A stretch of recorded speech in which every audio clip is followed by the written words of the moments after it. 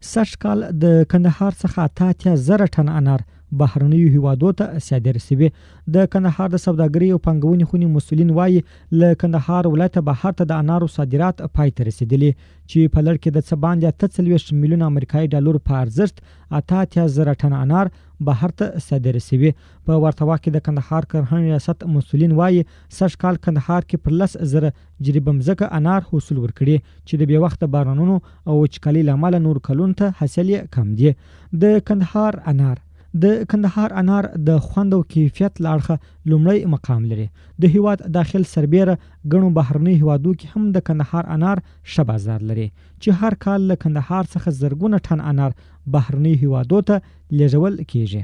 د کندهار د سوداګرۍ خونې مرستیال انجینر عبدالباقي وایي سږ کال د انارو صادرات ډیر ښه وو چې تیر کال په پرتله 2 برابره ډیر بهر ته صادر شول.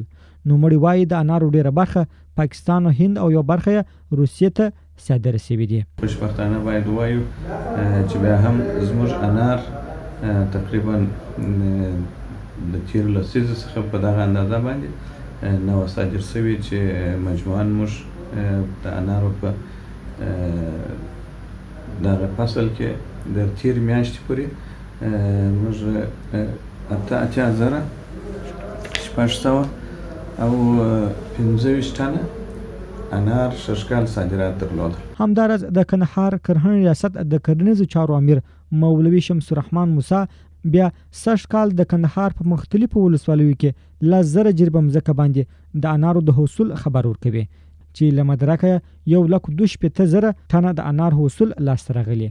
نوموړي وایي سږ کال د کندهار انارو امراض کم وو خو د وچکالۍ او بې وخته بارانونو له امله د انارو حاصل 20% کم شوی. د اقلیمي بدلون د منفي اثراتو بې وخته بارانونو او د هوا د تغییر په وجه باندې سږ کال او نسبي امراضو په وجه باندې سږ کال 20% پکې کموالی راغلی دی.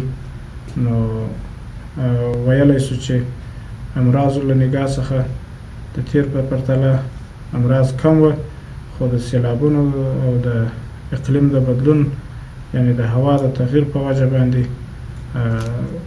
څه نقصان یعنی نسبي نقصان یې لیدلی. د یادونې وړ ده چې سږ کال د کندهار انارو بازار ښه و او هم د کیفیت او د خوند له اړخه یې ښه حاصل ورکړي.